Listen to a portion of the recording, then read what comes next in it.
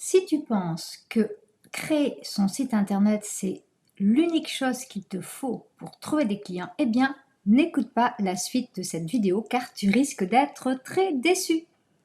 Si tu ne me connais pas, je suis Carole, je suis la fondatrice de Mon Marketing Holistique et j'aide les praticiens du bien-être et les entrepreneurs spirituels à créer leur site internet, à créer un site qui soit aligné stratégiquement et énergétiquement.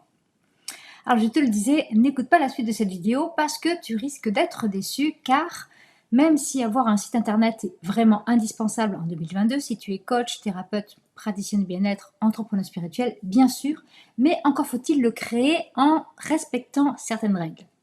Et c'est ce que je vais t'expliquer dans la vidéo de la semaine.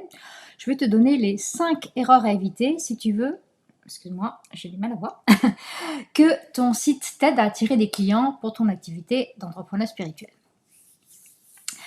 Alors, si tu as des commentaires, tu me regardes en ligne, si tu es sur Facebook, n'hésite pas à cliquer sur le lien qui me permet d'afficher ton nom, sinon je ne saurais pas qui me parle.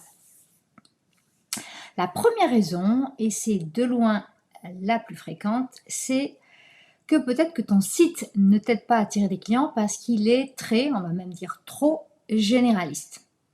Si quand on arrive sur ton site, on n'a pas une idée immédiate et précise, donc c'est de l'ordre de 3 à 5 secondes, d'après Google, de qui est ton client de cœur. Ton client de cœur, c'est le terme que j'utilise pour dire ton client idéal, mais c'est un peu plus que ça, il y a aussi la notion d'énergétique dedans. Alors, tu as un problème.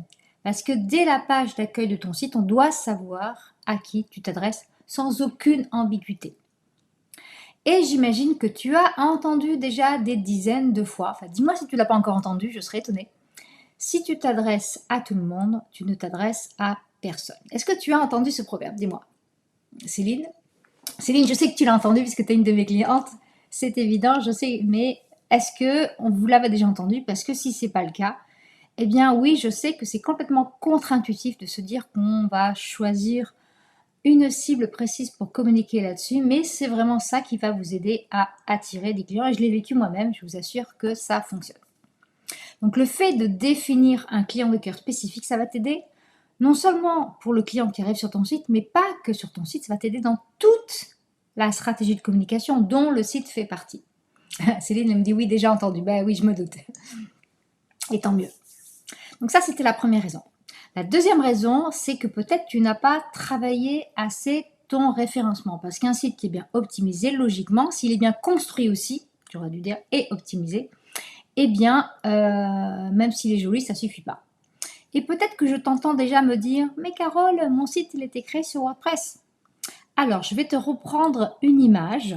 J'aime bien fonctionner par image, je suis assez visuelle, que j'aime bien. Je vais comparer ton site web à une voiture. Alors, la petite joke pour Céline, je n'y connais absolument rien en voiture, mais voilà, c'est rigolo d'ailleurs, c'est une bonne image que tout le monde comprend. Tu peux effectivement acheter une voiture qui est potentiellement pour rouler à 200 km/h, enfin j'y connais rien, tu verras, mais si tu mets pas de carburant dedans, elle va probablement pas démarrer, voilà.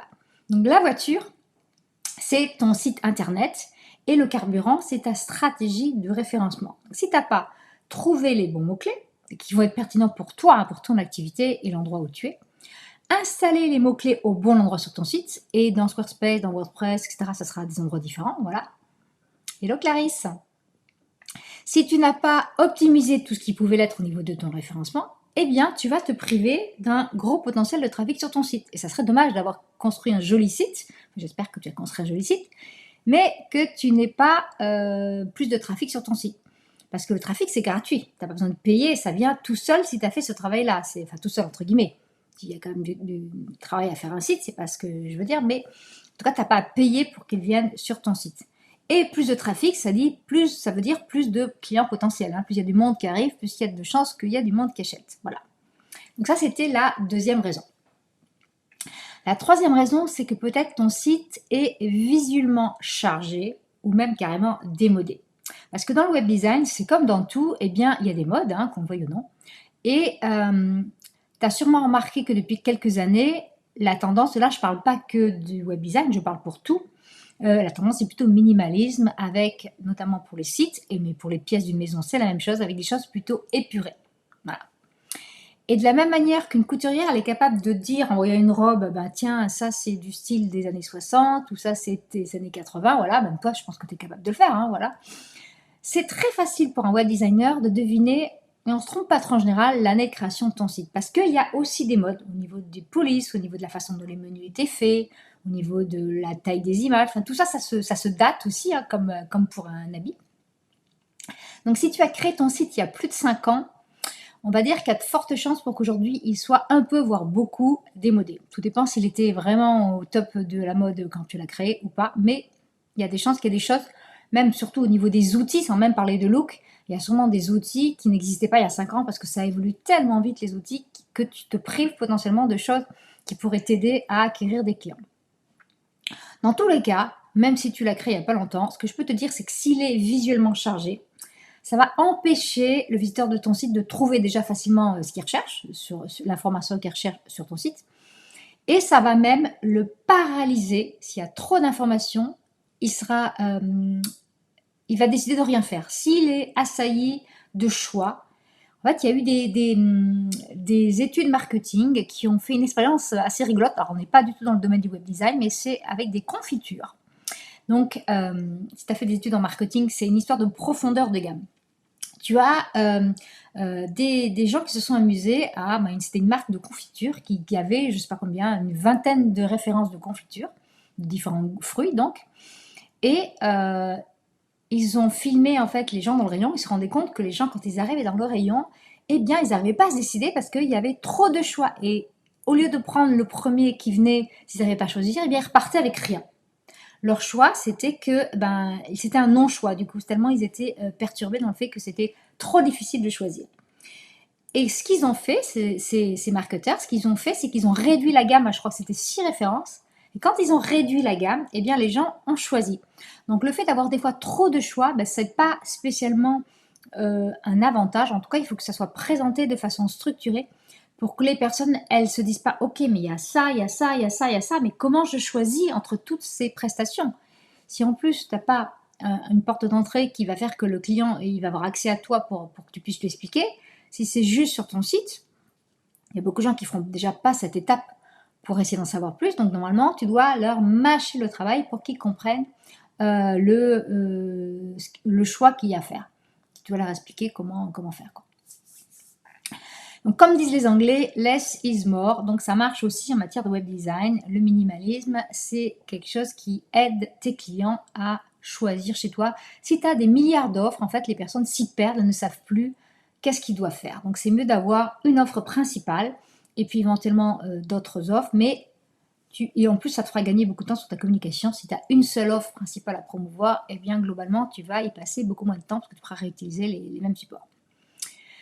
La raison numéro 4 est que peut-être ton identité visuelle n'est pas cohérente. C'est-à-dire que si tu t'es contenté de prendre sans aucune stratégie des images que tu aimais bien dans une banque d'images libre de droit, et tu as pris la première police que tu as trouvée, eh bien il y a forte chance pour qu'il n'y ait pas ce qu'on appelle une identité visuelle forte, c'est-à-dire une identité qui a été choisie en conscience avec ton énergie, ta vibration énergétique, et on voit que c'est réfléchi, ça va bien ensemble, ces actions ont les mêmes couleurs d'un bout à l'autre de ton site, et même plus loin.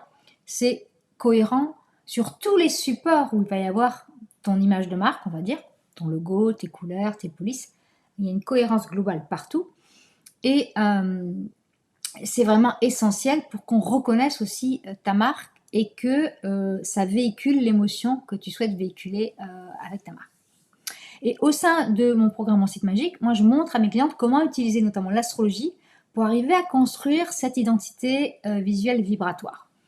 Et c'est sûr que de l'avoir, ça va t'aider à te démarquer parce que je peux te dire que la plupart des sites, ils ont pris un petit peu au petit bonheur la chance les couleurs. En tout cas, il n'y a pas cette réflexion approfondie sur ok, pourquoi je choisis telle couleur, pourquoi je choisis telle police et en quoi c'est cohérent. Et souvent, c'est pas les mêmes couleurs qui sont utilisées sur la page Facebook, sur le site. On retrouve avec des choses différentes. Même au sein d'un même site, on peut se retrouver avec des logos qui correspondent pas, dans les polices correspondent pas les couleurs. Et donc, on arrive et ça fait une impression de brouhaha, je sais pas comment expliquer. Voilà, en tout cas, c'est pas simple et aligné. Voilà. La 5e raison, c'est que probablement les textes de tes pages ne sont pas adaptés.